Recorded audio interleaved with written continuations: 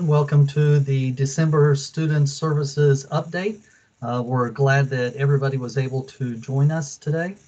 And we have several, at first, to be honest, I was thinking about canceling this month's presentation. However, we ended up with some really good questions, and there seemed to be several things that we needed to talk about. So I'm glad that we have the opportunity to meet today. And so I'm going to jump right in and deal with the questions, and might ask some of my teammates to help me out on answering some of these questions.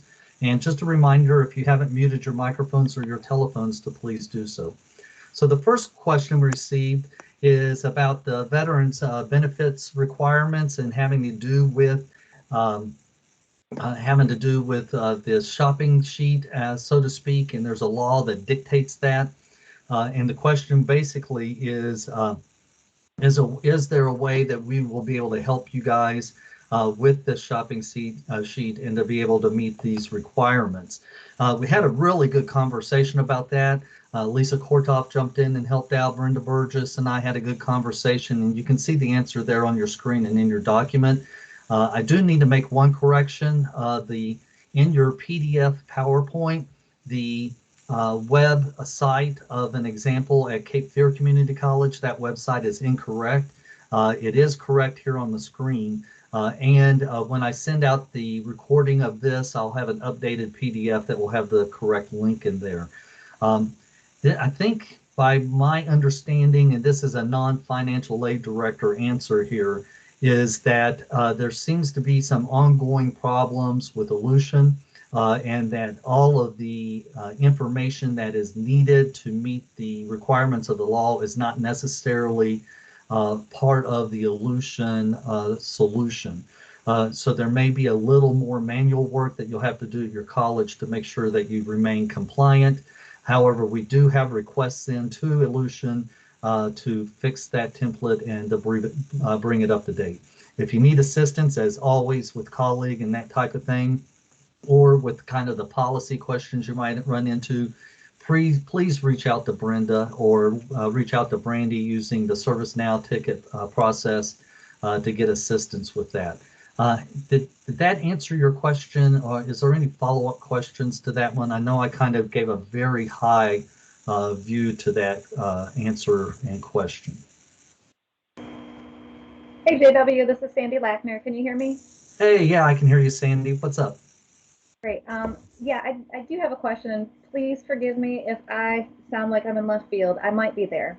I understand that the shopping sheets provide information based on annual academic year, but we interpret Section 18 that we're supposed to provide the information based on total cost of program.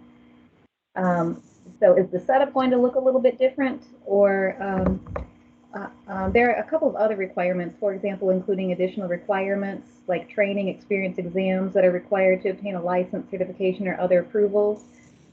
Are there going to be any additional setups to help us with that? And I don't think Brandy and the financial aid review team handle the colleague setups.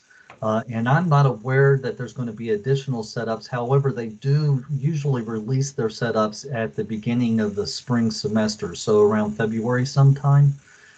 Brenda, do you have anything that you would want to add to that? I don't have anything to add to that other than you're correct in what you've stated. And I do believe that they are working on finalizing the setup for 21-22 and hope to have it out to you as soon as they possibly can. Okay. So Sandy, how about if we do this, and when that setup comes out in February, if it doesn't have your questions answered and meet your needs, please reach back out to me, and we'll get you connected the right way to make sure you guys are getting what you need there at Isothermal. Sure, thank you both. We appreciate it. Oh yeah, sure, no problem. Any other questions?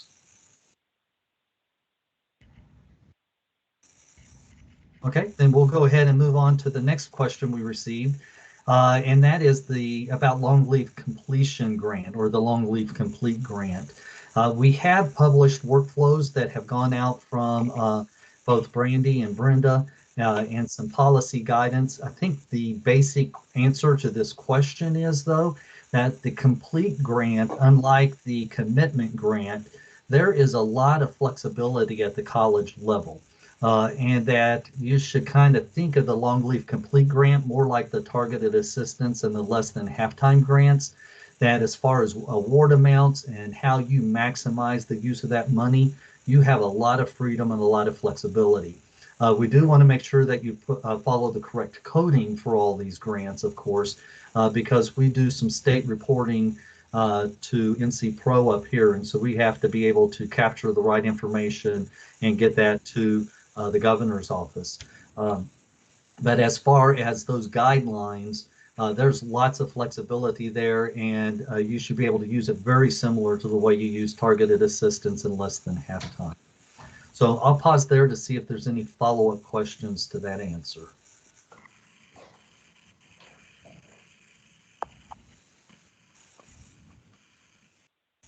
Okay, not hearing any. And Brenda later on is going to give us some more updates with the Longleaf because we have some more information for you when we get to her slide.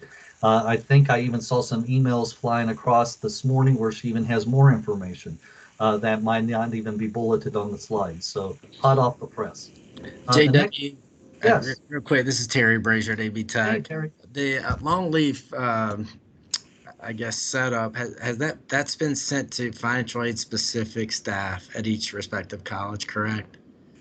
For the Longleaf commitment or commitment? Yes, thank you. Yes. Yes, and that also should be in the ServiceNow portal as well for any additional information. In the ServiceNow portal? Right, where you submit your tickets and where the knowledge base is and all those documentations. Gotcha. Okay, thank you. Yeah, no problem. Okay. We'll go ahead and move on though, and this is concerning the expansion of the Longleaf commitment grant for our high school graduates. And basically the question is there going to be any, well, it's in the state budget legislation. So we're still working through all the ins and outs of exactly what the intent of that legislation is and what all the parameters of that scholarship grant are. Just had a meeting actually at 2 o'clock with NC-SEAA to talk about how we can better partner with them to improve and maximize the procedures and operations of the Longleaf Commitment Grant. And so I don't have any details right now because of course we're still trying to figure out the pay raises. And so a number of memos are coming out about the pay raises. And so we're still working on this piece to find out exactly the best way that we can serve the 2022 high school graduates. There is some marketing money, and I have a meeting tomorrow with Sharon Gladwell to talk about the marketing for the Longleaf commitment. Specifically to talk about the toolkits that are provided to the colleges and if there's any other assistance or support that we can give the colleges at the local level as far as the marketing of the Longleaf commitment programs. So if you have some ideas of what you would like to receive as a template or in a package as far as marketing for the Longleaf commitment program, please email me and send me those ideas, and we'll vet them up here and see what we can do to give you the tools you need for the marketing. So I'll pause there to see if there's any follow-up questions on the legislation for the 2022 high school graduates and the Longleaf commitment.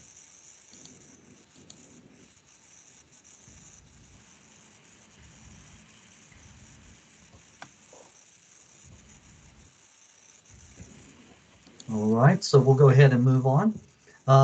The next question has to do with the potential of a new statewide placement test. There are no current plans to establish a new placement test. Now, that doesn't mean that we haven't thought about it, haven't talked about it. I think right now our entire state is trying to get our brains around developmental education, exactly what it means to be college ready. And then if somebody is deemed not college ready, what can we do to assist him to be prepared for their college level coursework?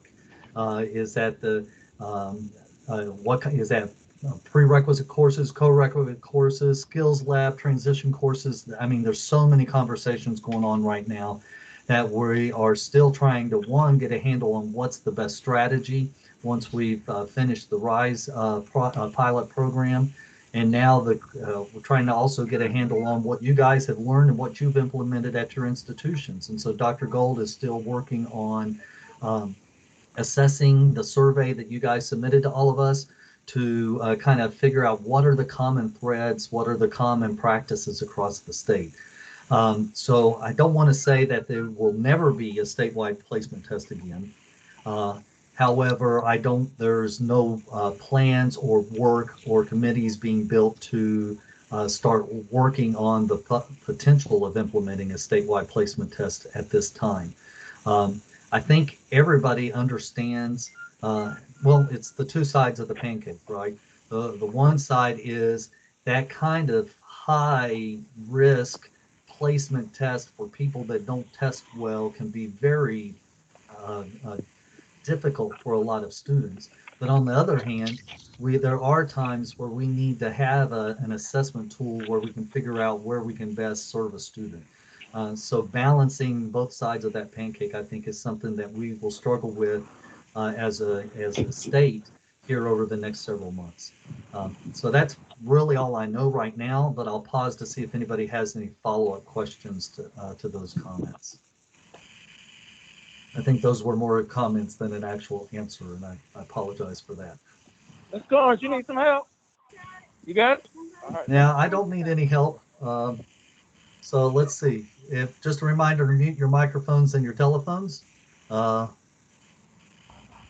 we go. Thank you. So Dr. Gold had a conflict, and she was going to try to join us if she could today. So I'm trying to check the participant list to see if she was able to join us.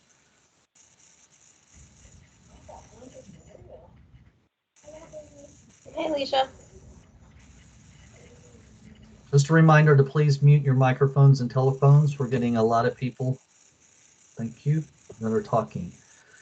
So it doesn't look like Dr. Gold's been able to join us. So she may be able to join us later on after her other meeting. And so I do want to announce, if you have not heard, that Dr. Gold has accepted an appointment within the system office to begin serving as the Chief of Staff. And so we're really excited for her, especially in that role. She brings a wealth of experience and knowledge at the college level and at the state level. And I think will benefit the senior team here at the system office serving as the Chief of Staff. And so we're very glad to have her, but we are going to miss her as we begin the search for the new Chief Academic Officer and Senior Vice President at the system office. So congratulations to Dr. Gold, and you will be missed, but the good news is she's only moving in the building down about 3 floors. So she should be doing all right, and we can tap her whenever we need her. Also, want to move on to our next slide, and that is that Lisa Eads was going to try to join us, and she also had a conflict and didn't know if she'd be able to make it. Lisa, were you able to make it, and do you have any updates for us?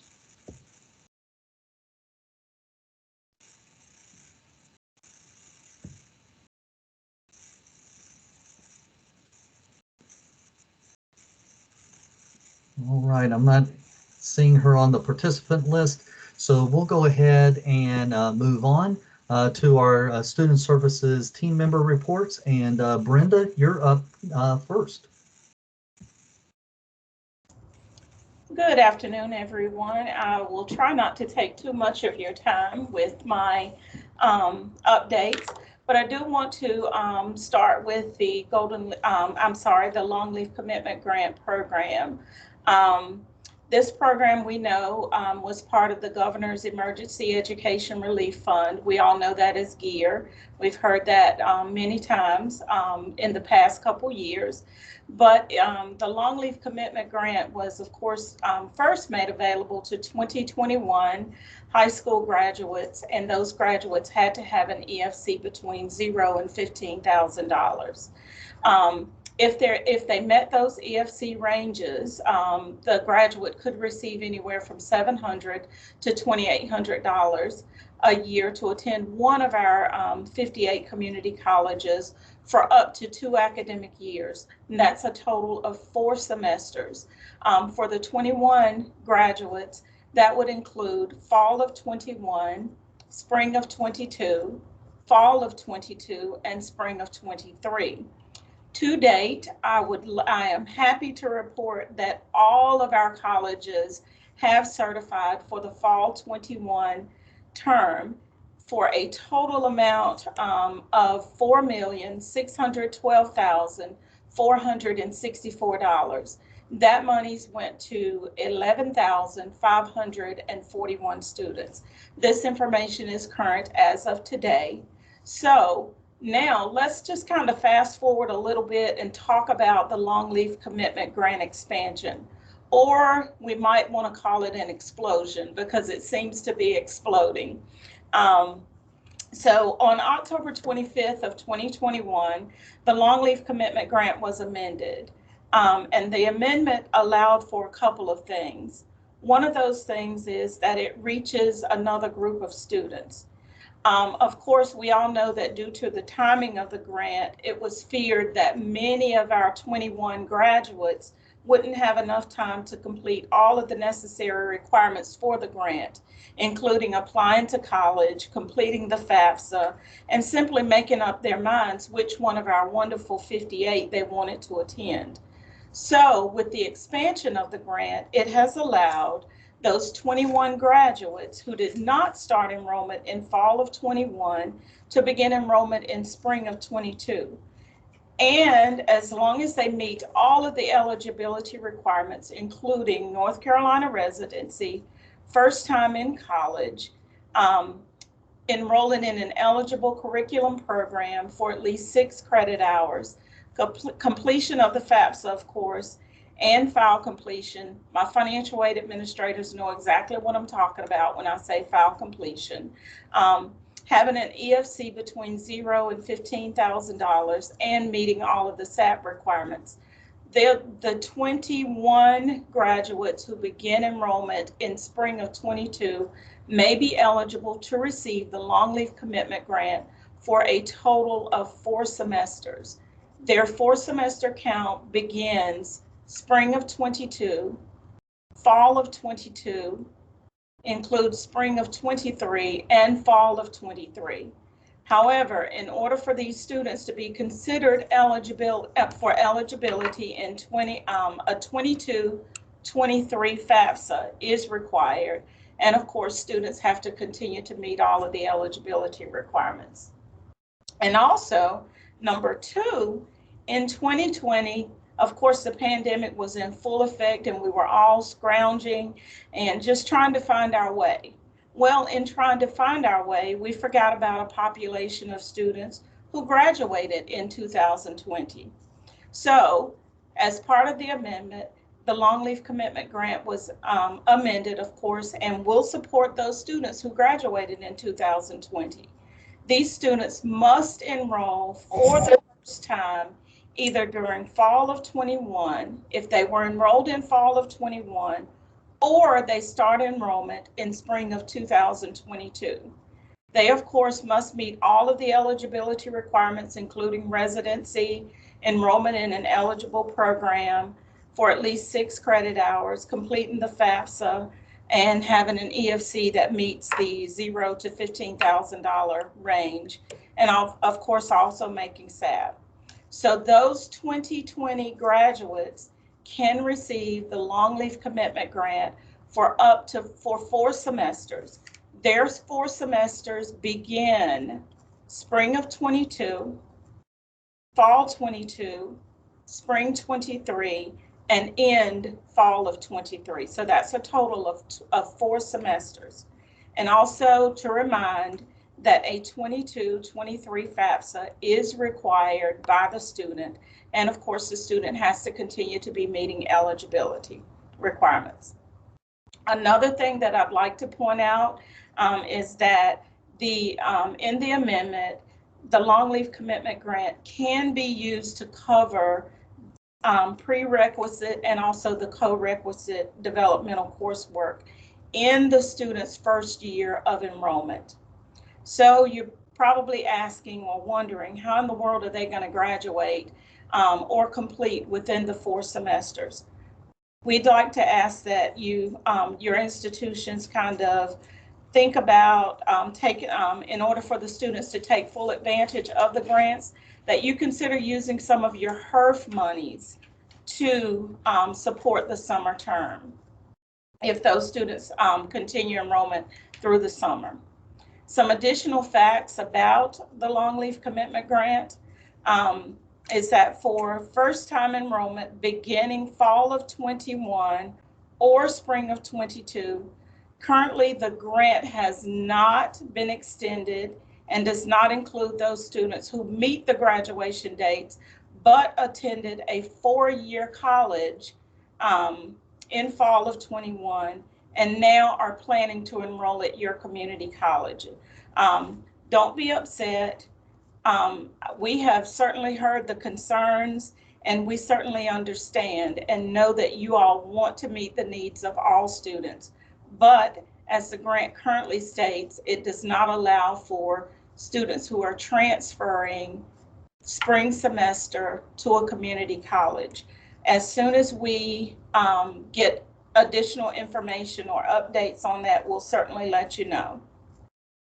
Okay, but however, if a student attended one of our community colleges, specifically in the fall, and transfers to another community college in the spring of 22, the student will be eligible or able to receive the long leave commitment grant as long as all eligibility requirements are met. Completion of the FAFSA, file completion, all of those requirements are met. The student may receive the grant for his or her remaining terms. Keep in mind that the grant itself is only, students are only able to get it for 4 terms. So if the student has used it at school A for one of those terms, they have 3 terms of eligibility remaining. And I want to report today that CFI will track the long leave commitment grant just like they do our other state grant programs. But also note that long leave commitment grant is only for 4 semesters. So if that student starts with you at your institution in the spring, they've got 3 semesters of eligibility left. CFI will track that and it will shut off at the end of the 4th term. Any other questions? I know that there were questions that remain in the chat from a meeting that I had with the financial aid community back in November, the 23rd of November to be exact. We continue to work those questions, and once we receive responses back from the entire team, we will put that message out there to you all. So, but anyway, questions about colleague, workflow, any additional questions about CFI interface, I ask that you submit the colleague and workflow questions again through our ServiceNow portal, and they will be addressed appropriately by the team. Trust me, our BSA, our IT team, review team, and CFI are working as hard as they possibly can to make the process for all of us as seamless and as painless as possible.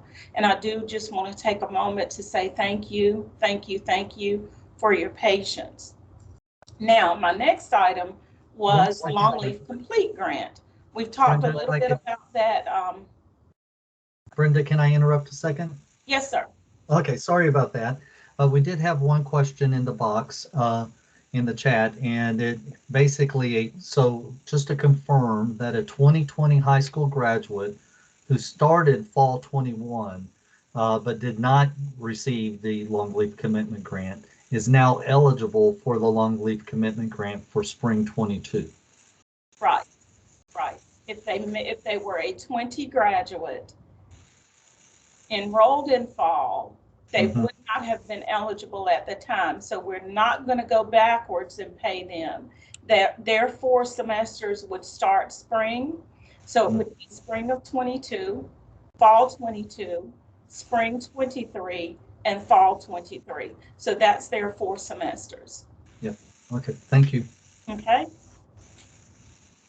So our Long Leave Complete grant, of course, that's another spinoff from GEARS, but this time, this is a grant program that is designed to help us reconnect with those students who stopped attending after March 13th of 2020. This was another group of students, particularly our adult learners who kind of phased out. We lost contact with them. This is an opportunity for us to just kind of reconnect with them. And this is some monies that came to us with very few restrictions. Flexible funding is what it has been termed. And it's designed to help our students cross that finish line, complete that degree at little to no cost. Some of the eligibility requirements include, of course, being a North Carolina resident, enrollment in a curriculum program, completion of at least 30 semester hours of a degree program. However, we know that some of our students may be enrolled in lower programs, a diploma program, for example. You have much flexibility here that you can write your rules to kind of attract those students as well, get them back in the pipeline, help them to complete. They must not already have a post-secondary degree. And for us, that means that as long as they've not completed another associate degree, you can use unmet need in the equation.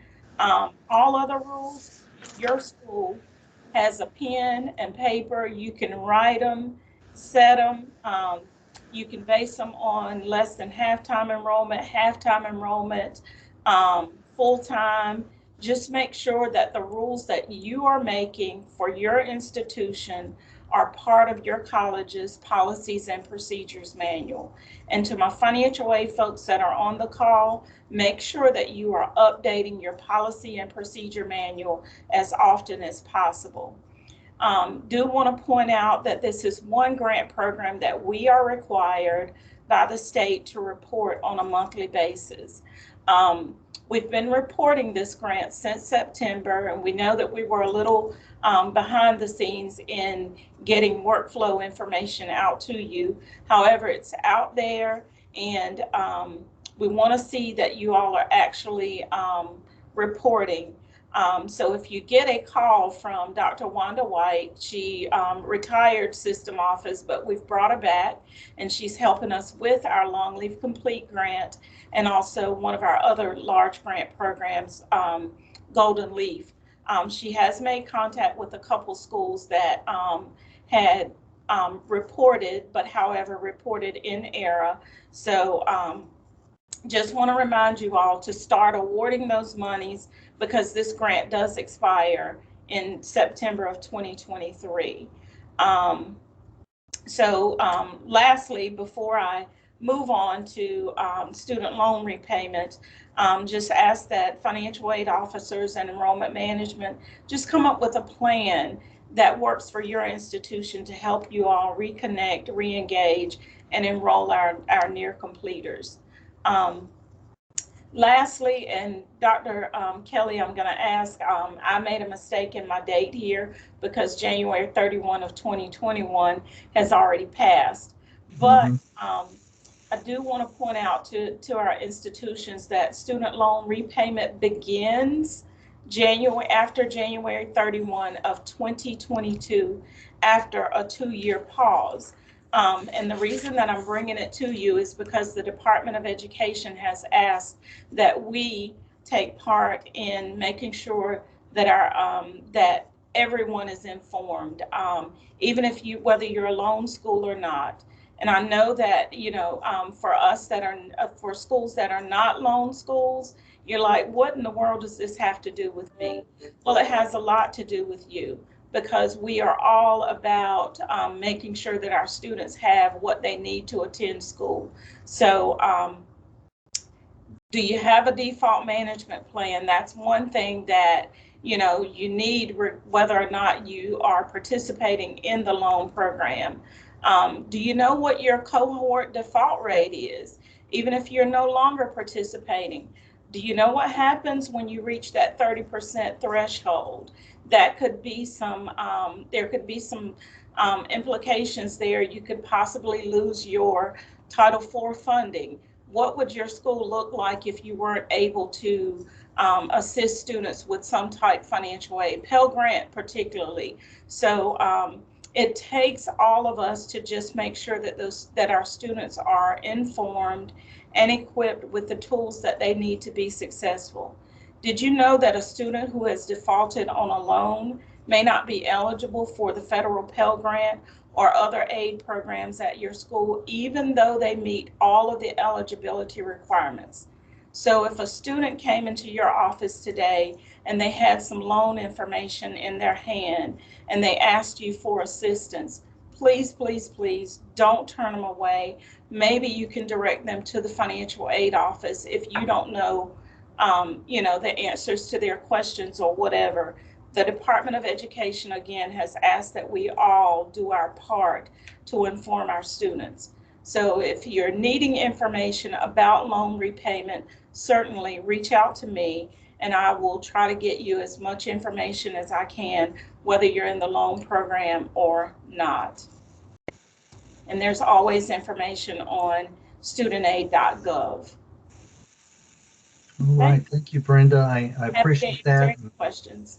Yeah, we'll make the correction on that year for the slides that we send out with the recording. Do we have any follow-up questions for Brenda? And also on my email address, Dr. Kelly, it's Burgess B. Oh, got it. Thank you. Any other questions?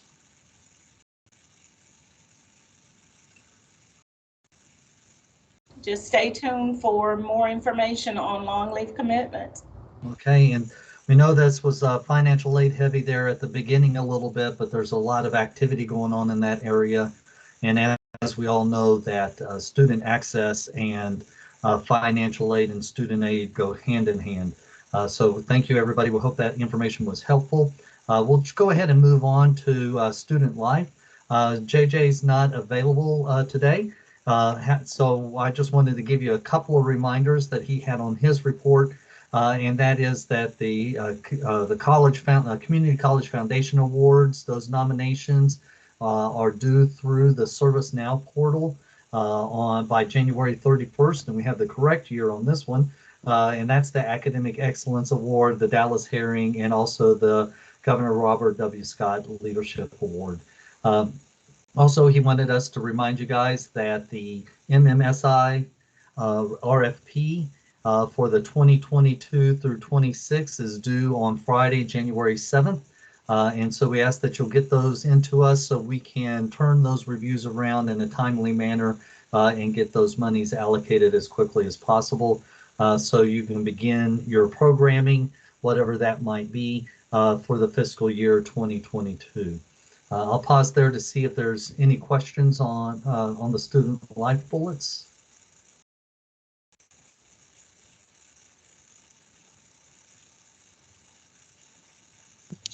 Hey, JW, this is Alex. Hello, how's it going? It's going well. Listen, I have a question. Just wanted to hear back from my peers about, or if there's a way to get some information about students that are going through transition, and they're changing their name, they're changing their sexual preferences and things of that nature, their orientation, what have you. Is there any guidance about how to deal with them when it comes to the changing of their name and their nicknames and things of that nature in college? We seem to be having quite a few issues with students going through a transition. We just want to be accommodating And just wanted to see if there was anybody out there that could share any kind of policy or procedure that they're using to make sure that they are inclusive with this student population. That's a very good question, Latanya. Thank you. Actually, we've been meeting. I've got a little group together because we've gotten this question a couple of times over the past several months about not only colleague workflow, but also just best practices on campus on serving this population of students. I'm hoping in the spring that we will have a webinar dedicated to that. So if I could ask you to, feel free to reach out. Anybody that's on the line that would like to reach out to Latanya and share what you might be doing on your campus, but we are planning a webinar dedicated to gender identity and that whole population of students that has unique situations, especially with their names and genders, to make sure that we are serving them in the best way that we can so they can be successful. And the group that I'm working with directly is some people at Wake Tech, also some people at Central Piedmont as well. And I think we will have a good webinar, hopefully in the middle of the spring semester. Awesome. Thank you, JW. No problem. Great question. Yes, Sonia, I see your statement there. We will definitely include you when we start talking about workflow and colleague. You are our wise expert that we want to make sure we're not leaving out, without a doubt. Also have a comment here from Barry Priest. Quick comment concerning the 2022 Foundation Awards and that there is asked to be submitted in January. And they've actually been in February in the past. That's a tight deadline because of everything that you guys got going on. I understand. So Barry, I'll take that comment back to the powers that be to see if that deadline could be moved to the February timeframe instead of the end of January. Would that be helpful? Yes, JW, thanks. I was typing as you were talking. It's better for me to talk, but I do want to say thanks to the group that worked on the paperwork improvements for that as well. You know, not having to get all those signatures, and that seemed to be, you know, some of the challenges for us, you know, in trying to navigate through the processes, making sure we got all the signatures and reference letters, you know, during that time frame when you go, you know, you have folks wearing different hats. That's all. I'm not trying to be a bother or complaint on that. Just kind of pointing that out. No, and no, that's great, Barry. I mean, we can't make things better if we don't know where the potholes are and the hurdles and so forth. Yes, sir. Thank you. And as far as the MMSI deadline, Terry, on January 7th, I'll talk to JJ about that. We've had a couple of colleges say that that was a very difficult deadline. So we'll definitely see what we can do to help with moving that forward to give you some more time. Any other comments or questions?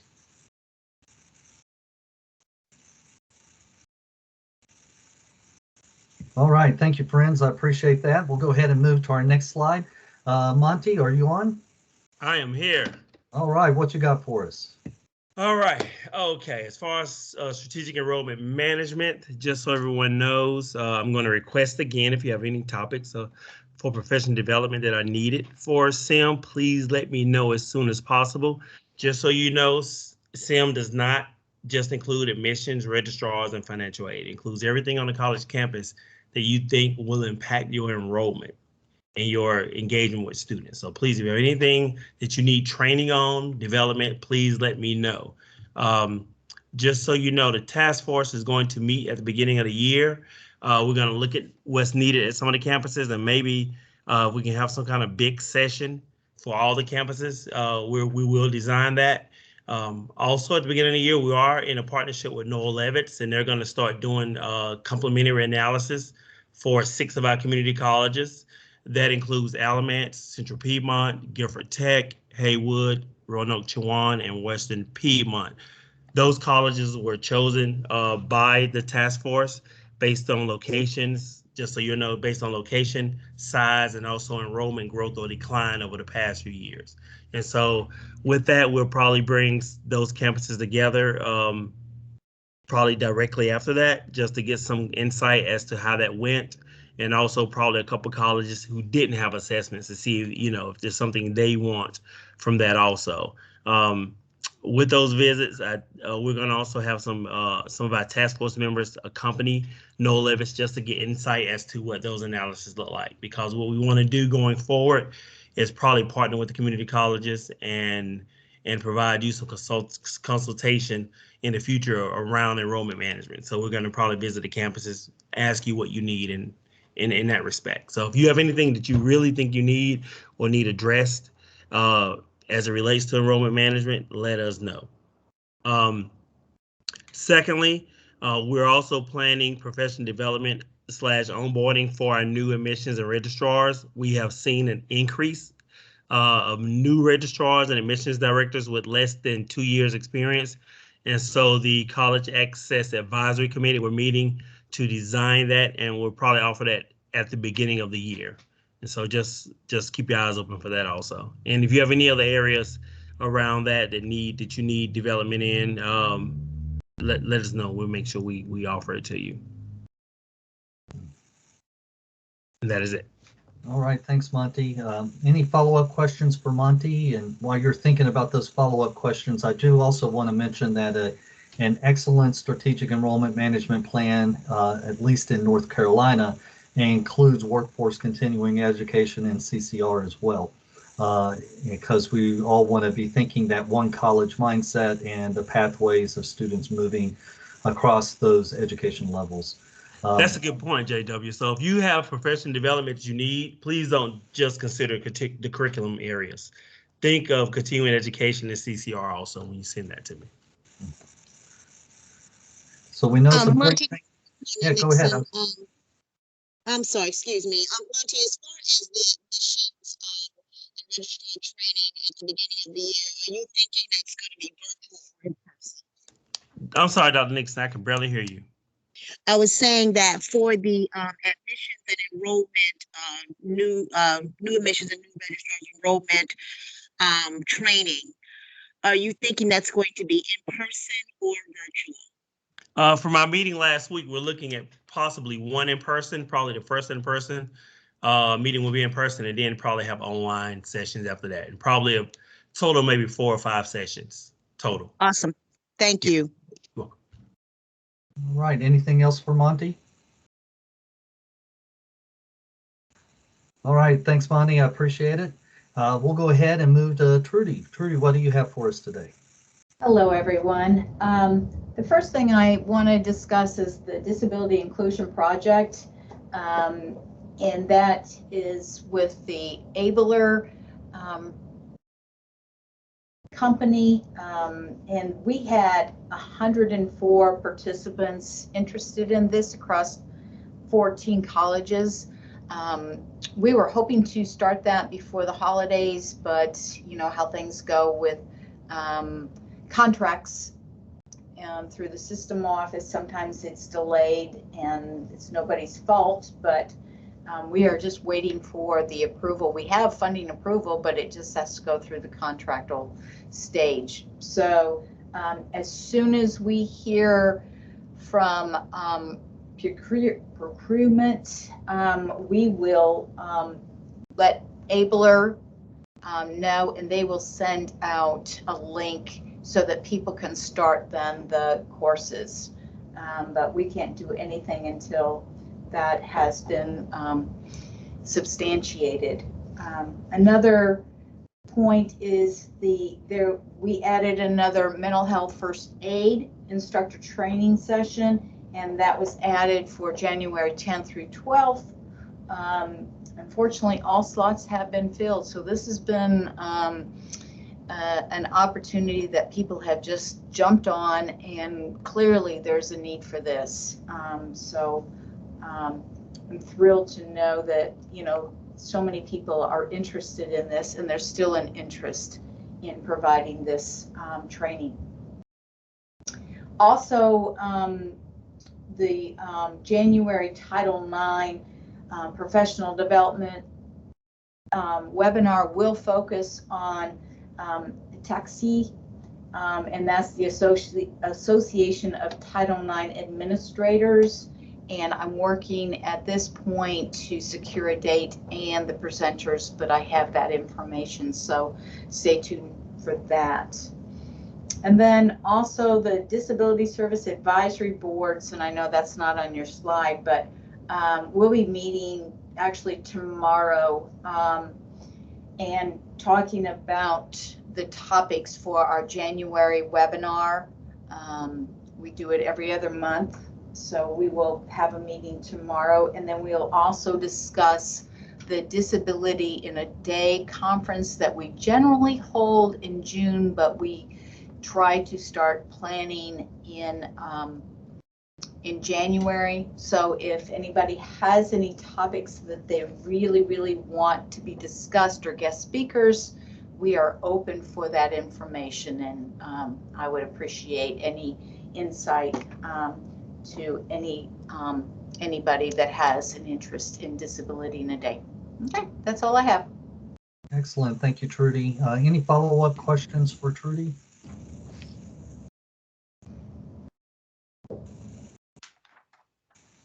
All right. Well, thank you, Trudy. And then, so we'll go ahead and move on to Jennifer.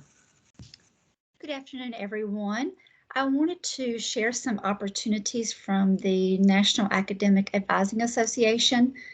The Region 3 has a call for proposals. They recently extended their deadline, and now it's December 20th of 2021. And I received an email yesterday that the annual conference, which is going to be held in Portland, Oregon in October of next year, they've just released their call for proposals as well. The deadline for that one is going to be in February. So if you have any members that would be interested in submitting, I strongly encourage you to do that. I know a lot of you are working on your advising models. I've gotten a lot of feedback from people who are currently changing theirs. And you know, if you run into any hurdles, please reach out to me. I would love to hear feedback on how it's going. I know some are in the middle of making a change. And if you'd like to share how your strategy is going, I would love to have that via email. So just FYI. One last thing, let's see. Region 3, I did get an email from them as well. Their steering committee for NACADA, they're wanting people to get involved in the steering committee. So elections are open until January 6th. You can nominate yourself. So if you have advising staff that really want to get involved at NACADA on our region level, and that's about 4 southeastern states, if they did not get that email, then please have them reach out to me and I can send that information to them. You'll see my next bullet is on the Advising Leadership Academy. Our next meeting is in February. Just a reminder that the graduation will be in May. So our new cohorts will open up in summer. We've gotten so much requests for the Academy. We may actually have 2 cohorts next year. So just be on the lookout for that in the summer. And finally, the N3C2A Advising Association is holding a one-day conference on February 11th. They are going to have 2 different locations. It's going to be a drive-in, and so you'll see that there's the link on the slides that you receive that you can register for that one. It's pretty affordable. Just again, if you're having any advising changes, please keep me up to date. I love hearing about those so that I can keep abreast of what's going on across the state. I appreciate it. Thank you. You bet. Thank you, Jennifer. Any follow-up questions for Jennifer?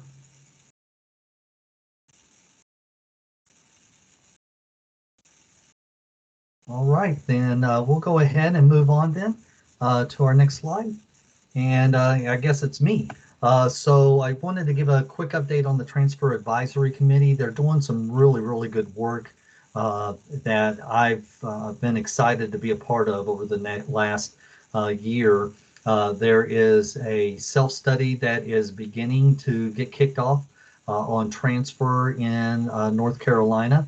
Not only between us and our UNC partners, but also with our independent colleges and universities. And so kind of in preparation for all of that is, you've seen some emails come out, I think. One is for a community college transfer survey. The university system on a biannual basis, I believe it is, no, It's every 3 years. Each university has to respond to not only a self-study survey to the TAC, but also we conduct site visits on their campus to look at their policies and to visit with students and have focus groups and so forth. And so as a part of the overall self-study that's being partnered with SHEA, is that we also need to get some information about what's going on at the local community colleges as well. So that's kind of what the purpose of this transfer survey that you've probably seen come out or heard about. And that's also the purpose of the student focus group request that went out not too long ago as well, is we need to start getting more and more data and more information. The Belk Center is doing some great research, and so are some others. So I'm excited to see what the recommendations of this self-study are going to be to improve the BDPs, to improve the transfer course equates. There's just a lot of things going on that I think will help our transfer students. So if you had any questions about that, please let me know. And hopefully you'll be able to participate in those opportunities. Also had a good conversation with Joanne from Cape Fear, and she wanted to share a little bit with us about the Green Zone training, the trainer that's coming up. Joanne, were you able to join us today?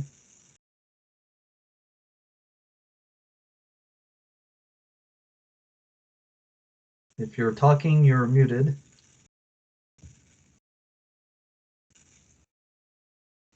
Well, Joanne was hoping to join us today to share a little bit about a professional development opportunity for people that work with veterans, and specifically the Green Zone training. And so if that's something that you're interested in, to bring the Green Zone to your campus, the virtual training is on January 20th, and you can see there the date, the times, and then also the link to the registration form.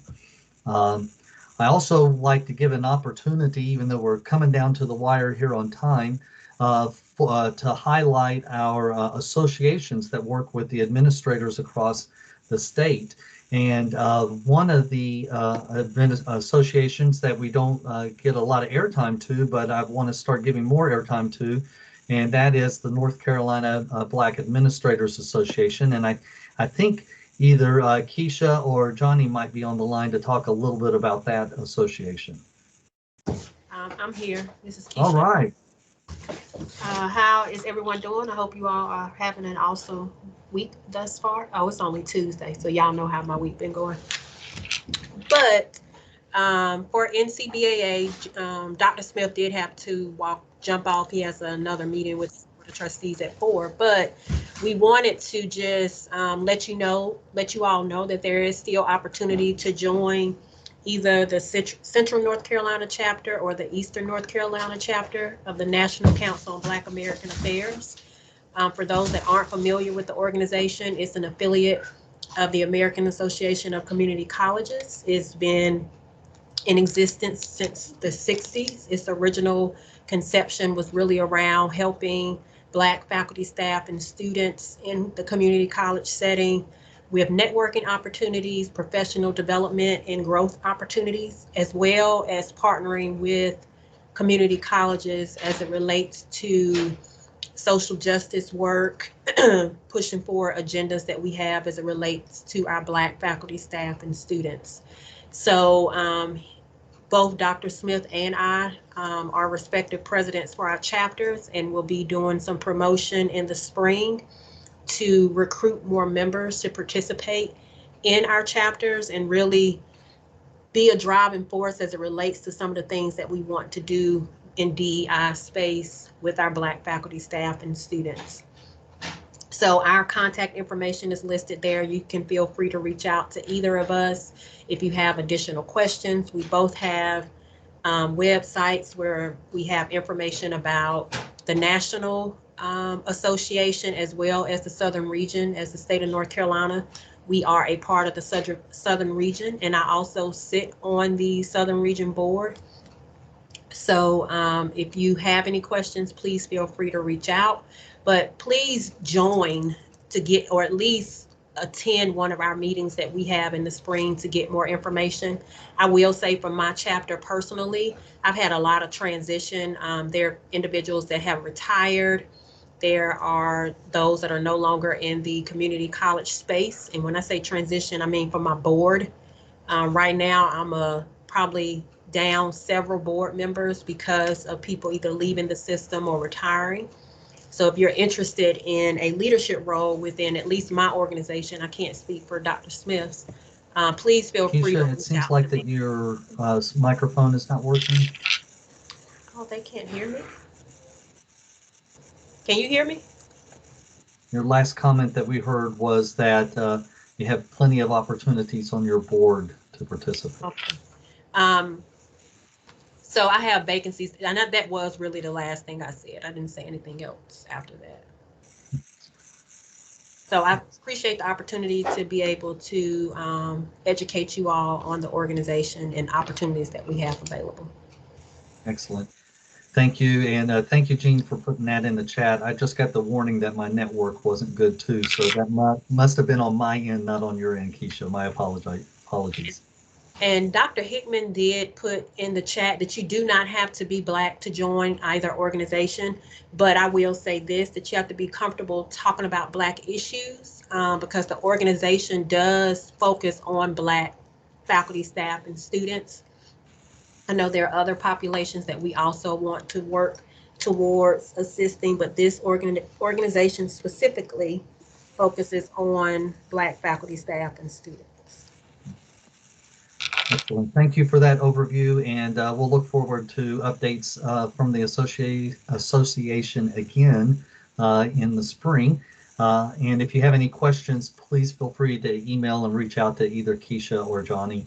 And I want to go ahead and move on to Barry with the SDAA to see if you have any updates for us, Barry. Yeah, thank you, JW. I'm going to leave my camera off. I'm having some bandwidth issues as well, so I'm going to leave it off today. Just a really quick update. We're excited. The North Carolina Student Development Administrators Association, along with the Association of Community College Instructional Administrators, are really excited about the conference that's coming up. We want to remind you of that. It's March the 24th through 25th, two-day conference at Guilford Tech, the Conference Center. Our theme is re-engaging our students, our colleagues, and ourselves, and heaven knows we all need that after a pandemic and other natural disasters that have happened in our state last couple of years. So we are really also excited about having an in-person conference. We are planning to have that and proceeding with that. Looks like it may be an opportunity for us in the spring. You can register now for the conference. It's $115 for registration through March the 9th on our website, and that's www.ncsdaa.org. I'll put it in the chat box after I finish speaking for you to be able to go to our website and be acquainted with that.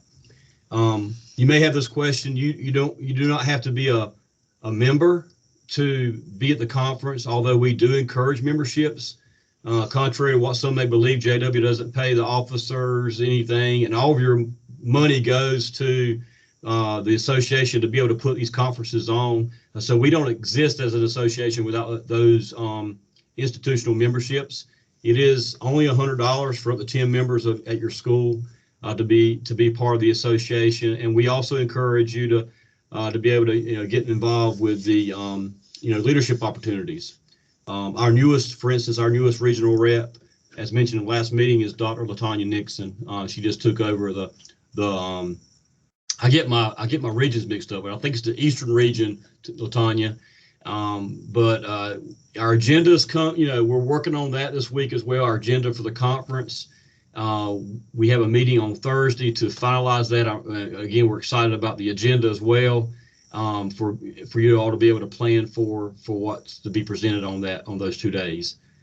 We will continue our virtual water cooler talks, the student development edition in the spring, probably bypassing January. And so our next one will probably be in February. I'm not sure about March yet because of the conference, but then possibly April or May as well. We do, encourage you all to submit topics of interest. We found those very beneficial to folks that have joined us. I hope you're finding usefulness in those topics as well. And that's pretty much it, JW. Any questions, I'll be glad to answer. All right, thank you, Barry. I appreciate that. If you have any follow-up questions, please reach out to Barry. You've got his email there. And because of time, I want to go ahead and move forward. Sabrina Terry is the president of the N3C SDPAA. Just to distinguish between the two is the Administrators Association is typically more of your key leaders like deans and VPs and AVPs and so forth. The SDPA is more like your manager level people like your registrars, admissions office directors, and directors of counseling services and those types of things. Sabrina said she didn't have any updates for today, but I wanted to make sure we mentioned that association as well. And so last but not least, we have the list here for the 2022 meeting schedule. We may not have the one on January 11th. I'm working on the agenda now. If that one gets canceled, I'll make sure that everybody knows. The meetings that are scheduled here on the slide that have stars, those are actually the ones that are the Chief Academic Officer's quarterly updates. And so we, of course, won't have a meeting the same month that there's one of the quarterly update meetings. This is your student services team at the system office. We will continue to strive to do our best to serve you as you serve your students. Please keep us informed about the ways that we can do that and improve our service to you. And without further ado, I'm going to turn the recording off and just tell you guys that I hope you enjoy a well-deserved vacation and break here over the holidays and through the new year. And that concludes our session for the day. If anybody wants to stay on and chat, feel free to do so. I'll stop the recording now.